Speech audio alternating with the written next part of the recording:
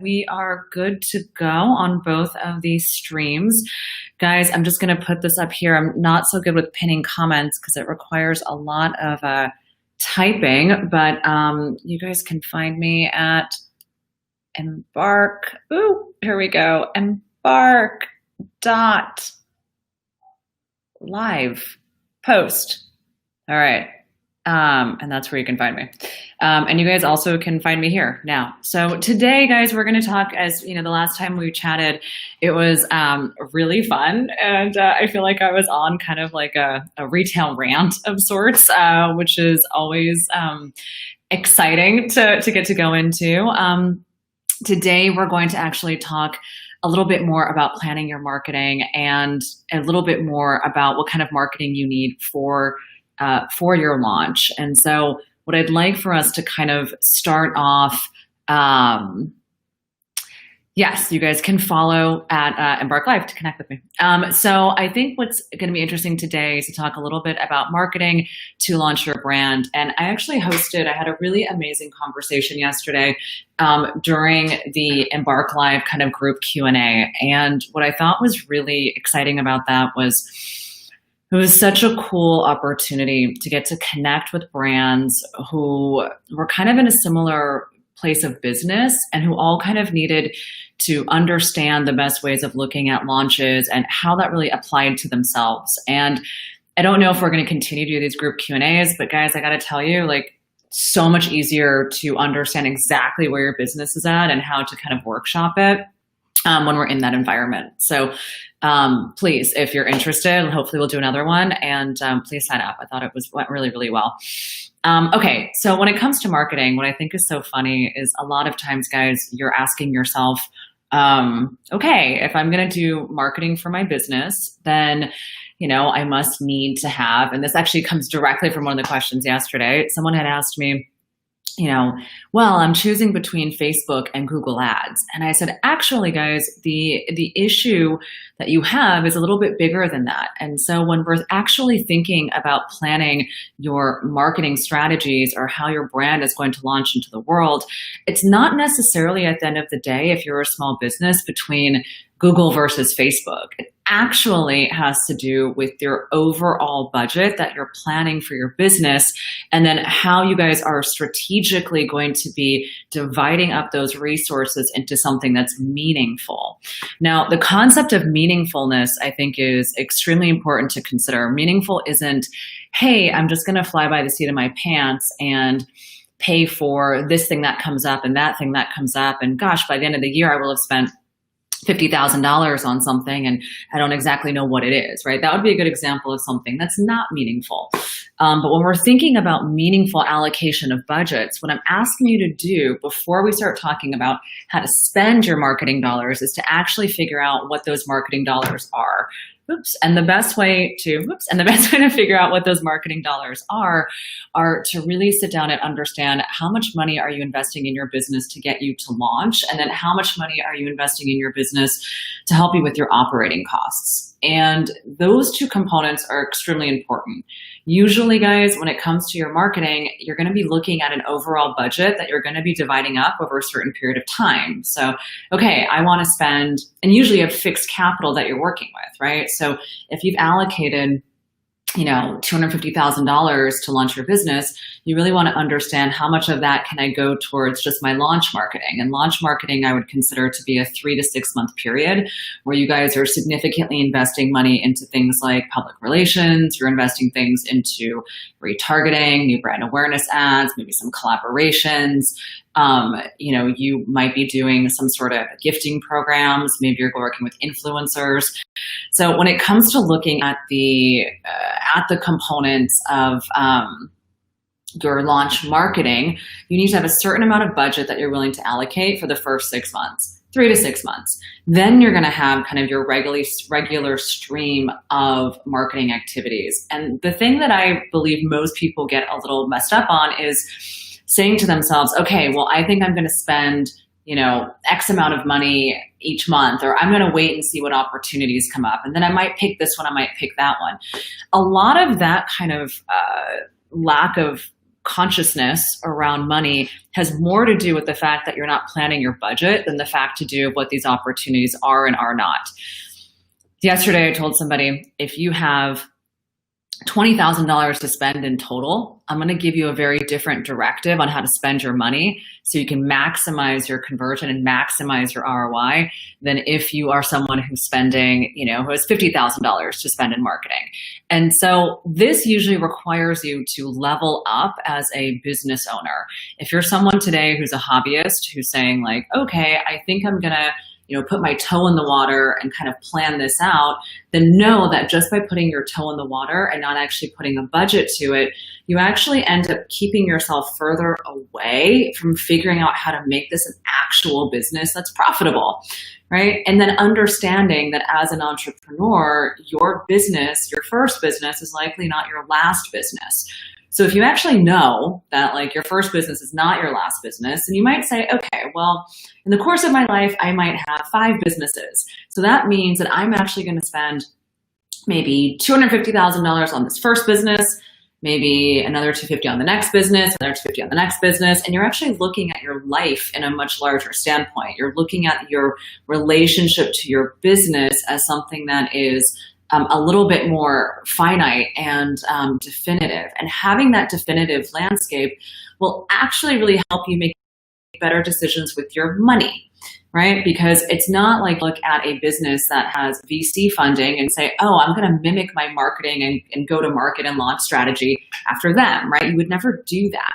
Yet somehow when it comes to planning a marketing plan, I get 2 big answers when it comes from startup owners. The first is, yeah, I need to do social. And I need to do ads. So which of the ads am I going to do? And okay, I'm going to put $5 a day. And, that's really tactical, right? That has to do with knowing how much money you want to spend. And then that has to go with actually executing it. But the first question here is, where are my customers? Where do they live, right? What is the lifestyle? How do I best fit into their life? The next question is, how much money am I willing to invest for the next 6 months or the next year that you can concretely say, this is what I'm working with?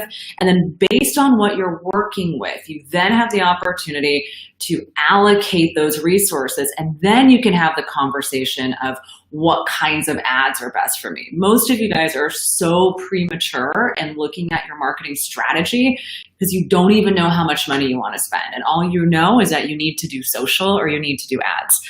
I think it's a terrible idea to approach a business that way. I also, heard people are like, hey, we need to do, put up an Instagram page without having an actual photographs or brand DNA or brand awareness. Keep your shit on wraps, the notion of I'm going to go push out into the world something that I'm not even ready to support, that I have no content strategy around. It's are you really going to work so hard for your pre-launch that you're going to actually set yourself back for your actual launch? That's a huge problem. That happens all the time. It's we get so focused on this one thing and it actually keeps us further away from the thing, right? So stop thinking about what to do between now and the launch in order to gain ground. If you don't already have an audience, if you aren't already out there on social platforms, networking, building a name for yourself, letting people know who you are, if you haven't done that yet, okay, that's okay. If you need to do that or want to do that now, know that you're going to push out your launch a bit longer because you're going to be focusing on building community. You can also build community when you launch the damn thing, right? It's hey, this is who we are. This is our identity. Now you can focus on building community once you have the foundation and have the business kind of built up. So it's, as a person who's maybe a business owner of one, right, or maybe of 2 people, you really have to look at everything in terms of what is the opportunity cost of doing the thing, and then what is the actual differentiating point for you, right, to be able to use your special thing, right? Everyone has a special thing that they can launch into, and I think it's important to figure out what is your thing, right? How are you going to build that? So again, today is about launching. It's about marketing. If you guys have questions around marketing, anything specific, I'm happy to answer that. But I do think that before you say, hey, should I be doing affiliate marketing or not? it better be couched in some sort of strategic planning of, okay, I'm ready to do this launch. I'm assessing these 6 different opportunities for my business. Out of these 6 opportunities, like, this is how much money I have, and this is how long it's going to last me. Now the question is, okay, Shama, how do I choose between these options, knowing this is the actual end goal and this is what I want? The other thing that I think is super important to recognize is that public relations. So anyone out there who's thinking like, no, I'm just gonna like bootstrap it myself and I don't need PR. It's like, okay, well, you must have a lot of friends then. Like, you must know the editors at the publications or the bloggers or all of that stuff. Because what you're paying for are relationships, and you're paying for someone who has visibility and access and connections. And so when you're looking at like, or you might be saying to yourself, oh, I'm going to learn really? Like, you really think time is going to be best spent learning how to do A/B split testing, micro-targeting, doing like retargeted ads? Like, I mean, look, if you really don't have anything else to do on your business, then sure, you can do your own ads and you can learn how to do it. I'm hoping that all of you guys are going to have a lot more strategic things that you need to do. Like, how often am I releasing new product? What's going on with my production? What's the marketing strategy? How are my metrics working, right? It's like you're making big decisions. Like, the question is this a $3 problem or a $30,000 problem? And you need to be able to look at your business in that way. And if you're unable to look at your business in that way, or let's say you have, you're ambitious and you have no capital, right? And you're trying to figure out how to launch your business. Well, if you have zero capital, guys, like the biggest thing that you're going to want to sit down and think about is like, am I ready to be an entrepreneur? Like, do I have outside funding? How am I going to fund this thing, right? Before you start thinking about like, I'm going to make one thing and then put some ads on it and then kind of see what happens. Like, really think about this. Like, if this is really what you want to do, how are you going to be able to fund this? And then how are you going to be able to allocate those resources and be able to know when it's a good time to pivot and a good time to pursue? So guys, it's critical. It's mission critical as entrepreneurs and business owners who have lots of different hats, that you're maximizing the things that you're good at and you are minimizing the things that you actually should not be spending your time on. That would mean for most people, if you're a creative, right, you need to hire out the people who are going to help you on some of the marketing, business, and sales side of things. I would say that most of the entrepreneurs I speak to these days, come from a creative background. They want to see something born into the world. That becomes very challenging, right? You want to create something in the world, but you don't know how. You don't know the framework or the timelines or the infrastructure. And chances are, if you want to learn and build and do it on your own and kind of do it through blogs or do it through, hodgepodging it, it's just going to take you a lot longer. It doesn't mean you can't do it. It's just going to take you a little bit longer until you find the right mentors, consultants, agencies, and people like that.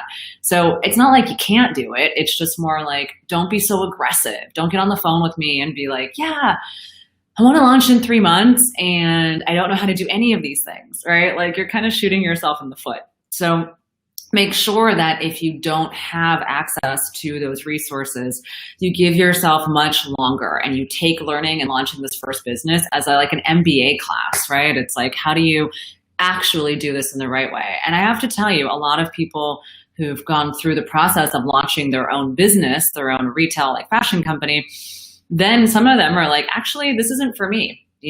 Actually, this takes a whole other skill set. And you know what? I'm trying it and it doesn't work for me. So I'm going to go be a freelance designer and continue to do my passion of design and maybe have like some pet projects and things that I can work on the side that are also fulfilling. So being able to understand your own core competencies and being able to say, no, this isn't for me, is just as valuable as saying, yes, this is for me. And I hate to be, people are always like, Shama, why do you tell people or discourage people to not like start companies? And the reason why is I think that we over glamorize it. and it's hard and it's hard work and it takes time and commitment. And to be able to know for yourself if you have the capacity to withstand looking at your own shit in the face and dealing with it and working on it, then yes, being a business owner is something that you're up to the challenge to doing.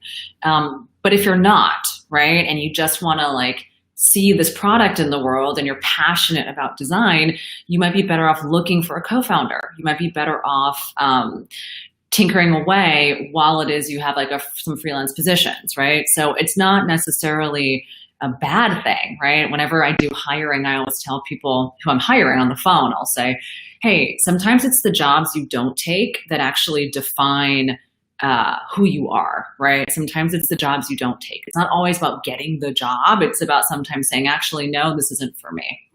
And you're right. It's a 7 days a week, 20 hours a day job. It's ruthless. So guys, going back to kind of launch strategy around marketing, you need a budget.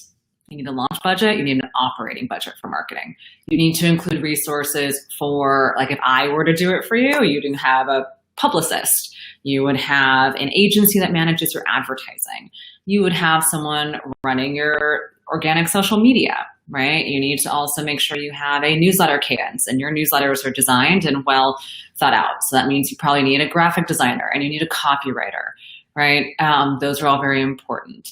You might also be looking at other collaborations or ways of getting into other publications. Maybe you do some banner ad media because your target customer is reading, I don't know, New York Times like style section, right? And you want to buy some banners in that section because that's specifically targeting your customer.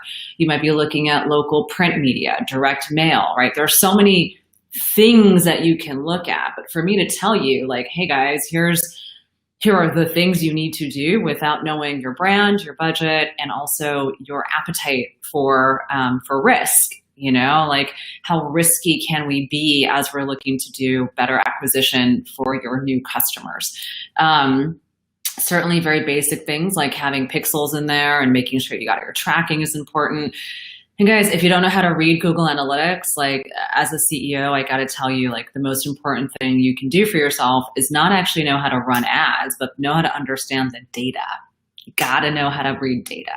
You know, being a CEO doesn't mean that you know how to do every single thing, right? I don't know how to design for craft, right? I can't do production, but I know what the numbers mean. I know what the timelines are. I know what it should look like. And I know when I'm seeing holes and when there are problems. And so that is super important. You know, you don't have to be an expert, but you have to know enough so you actually know if that department or that person is doing the right job. And so that I think is a very important learning curve. It's really funny. I've had clients of mine in the past tell me, you know, working with me was like getting an MBA. You know, it's like basically like, how do you keep your head on straight in a very 360-degree capacity? You're also learning about things like negotiations, right? How are you going to negotiate with all of these partners and stuff? So anyway, I kind of get a little tangential.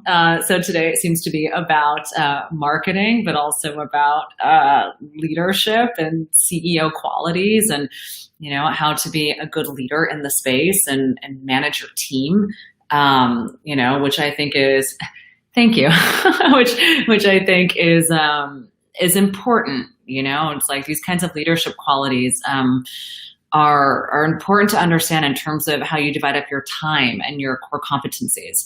So I hate to say it, guys, but marketing is kind of a black box, meaning there's no formula. Every one brand should have their own formula. But what I will tell you is this: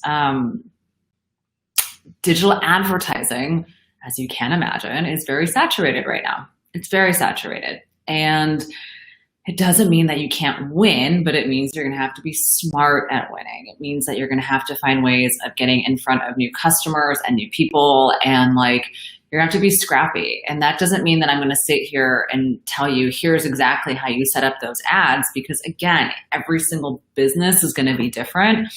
But it is going to force you guys to know enough about the system to then be able to break away from the system and create your own process. And that's what I think is really valuable about knowing best practices, right? Is it then allows you to kind of break away and say, okay, well, I know this. So how do I, how do I actually get in front of this customer in a way that my competitors are not? The other thing that I think is very important is right now it is great to be able to be a small business. I think small businesses are getting a lot of great visibility, which I really appreciate. I think that's very important. So don't feel like you guys need to come off as a big business. You can be a small business and let people know where you're based and let them get to know you.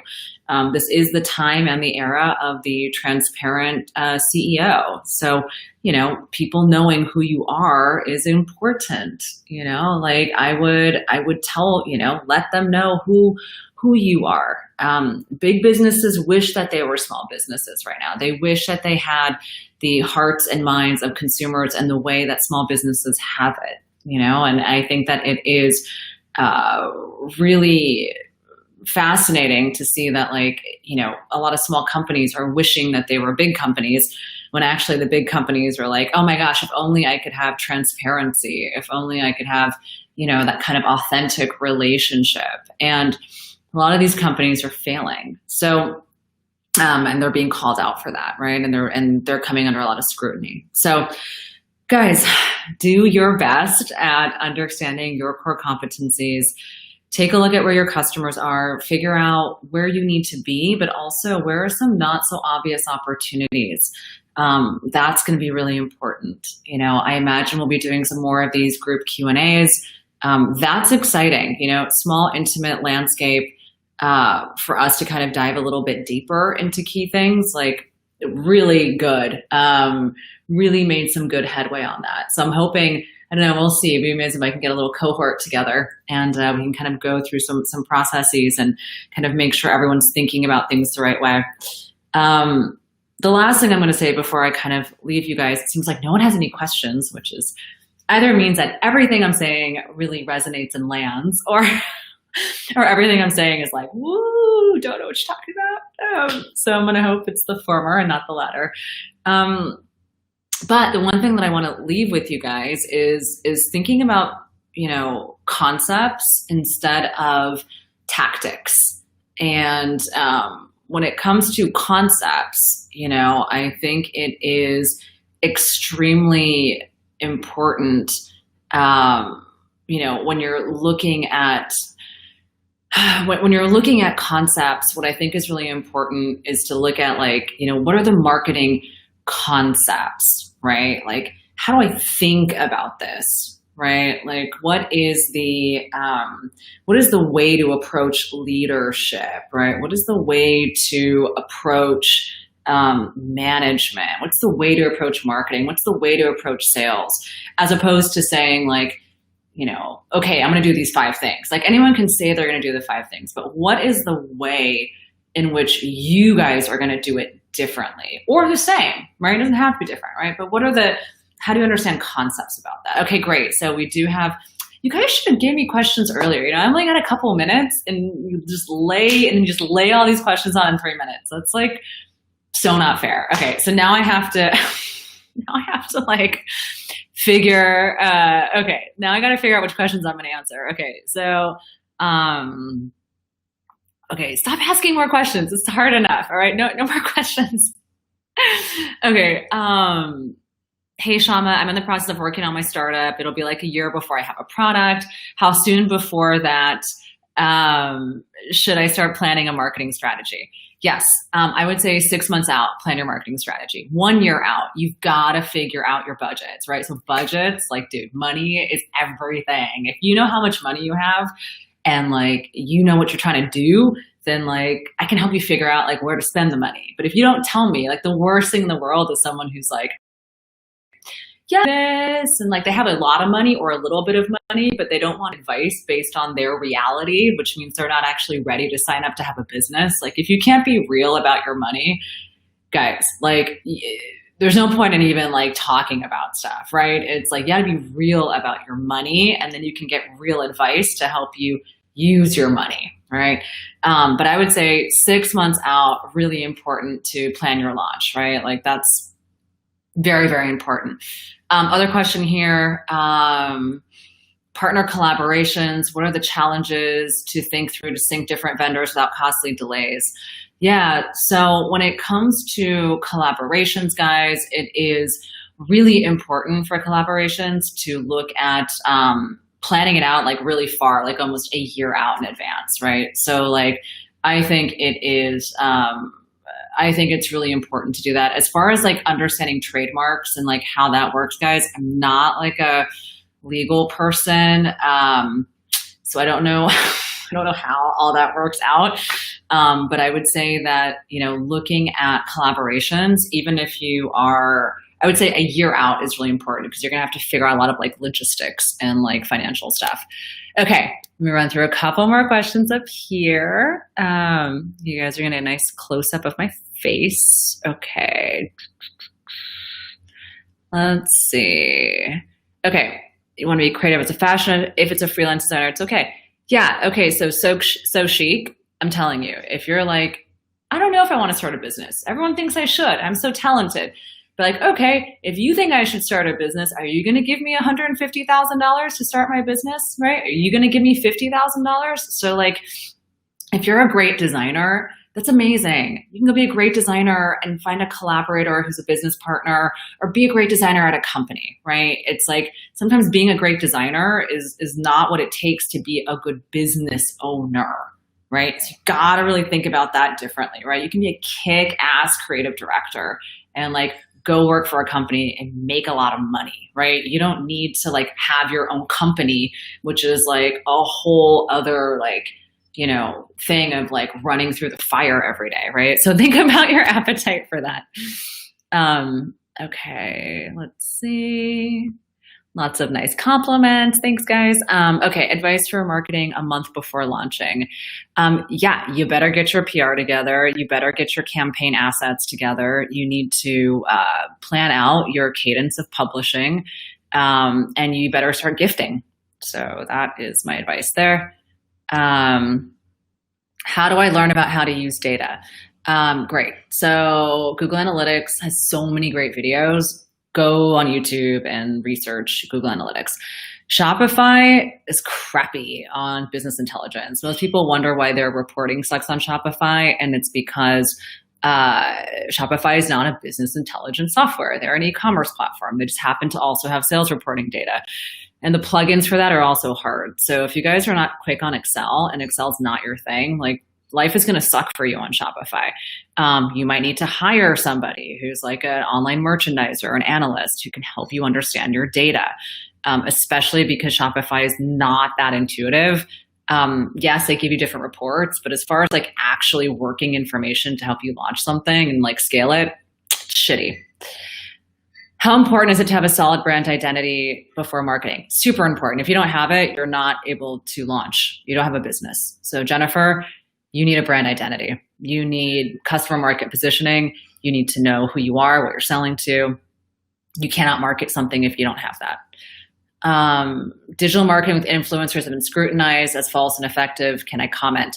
Yes, I can comment. My comment is an influencer that you're paying who has a false audience without a real connection is like paying for fluff.